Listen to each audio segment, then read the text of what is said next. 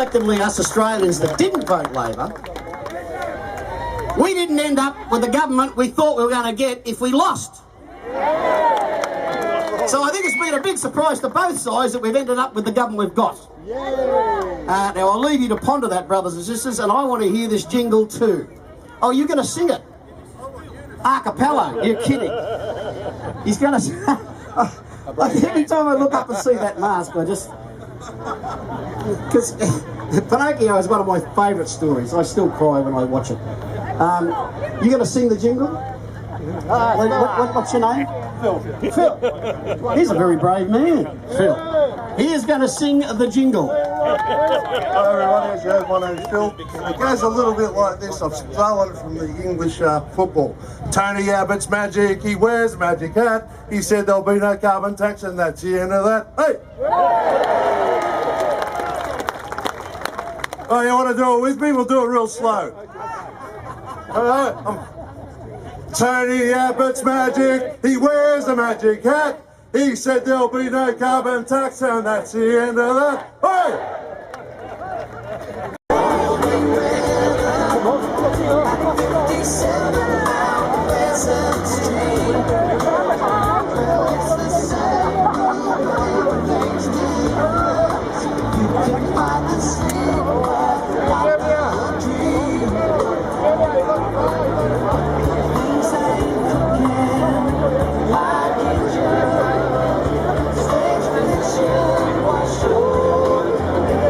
And we are all of the parliamentarians on here, and we've got, just quickly everybody say their name. Alex Hawke, Sydney. Dennis Jensen from Western Australia. Ford, Queensland. Joanna Gash, seat of Gilmore with the Port Kembla Steelworks. Louise Marcus, the seat of Macquarie, New South Wales.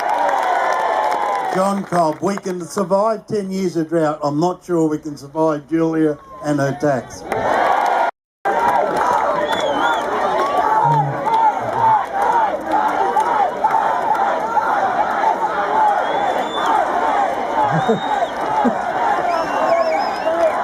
Okay, he's going to speak to you, right?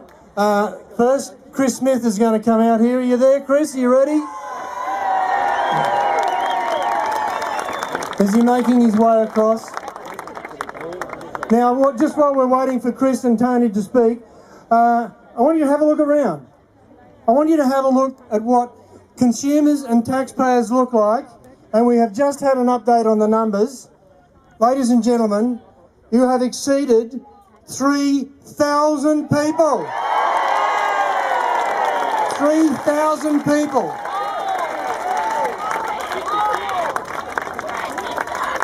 Come on.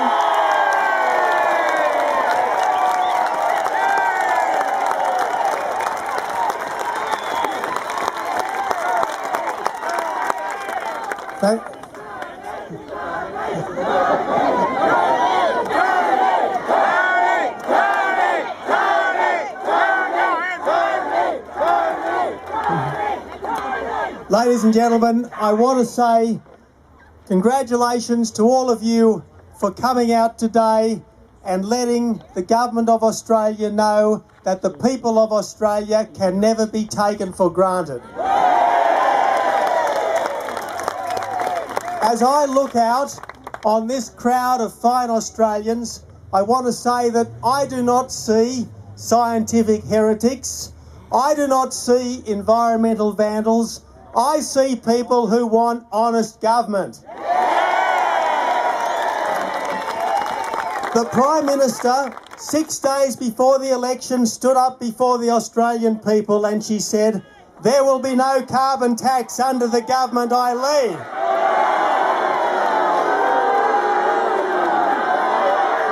And she said that.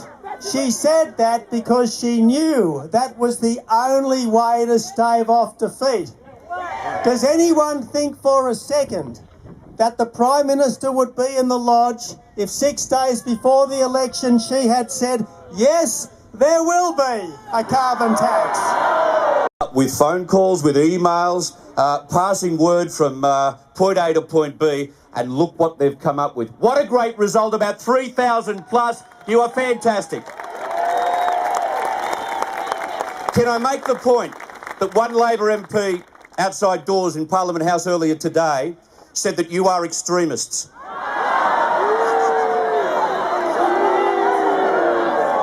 I think that Labor MP should come down, get off his bum, come down and have a talk to the people who are here. Families, mums, dads. And you know what? The big difference between this and every other rally on this subject, you people have life experience. You understand when we're heading for a runaway train and we ain't coming back. I don't need them anyhow. Well, thank you very much. Isn't it great to see that you people here, you people are incredible. I feel so humbled that you've made the effort to come down here, to be part of your nation, to make the changes. It's only because you're here that we can do anything. So the first person I'd like to thank is you. Thank you so much. God bless you all for being here.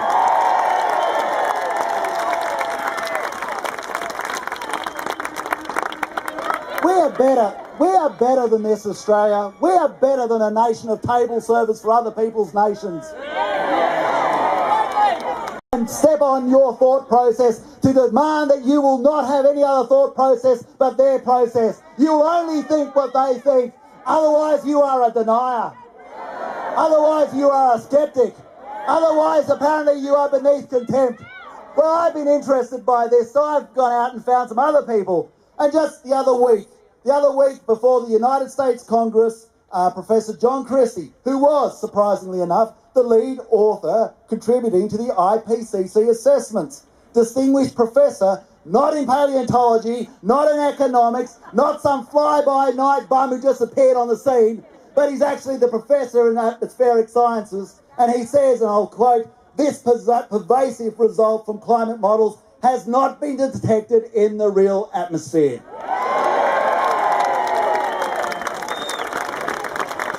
So what do we call Professor John Christie? What do we call... He's obviously a denier. He's obviously another denier. My office, 40,000. And you know how you changed the ETS? Because you did the most amazing thing. You started ringing that building. You started ringing them up. And the phones on the walls melted because you spoke up.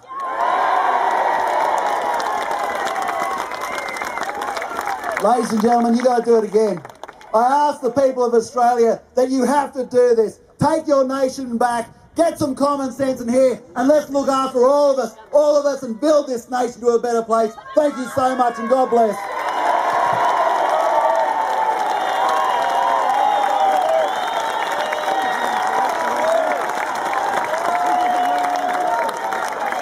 Thank you so much, Mr.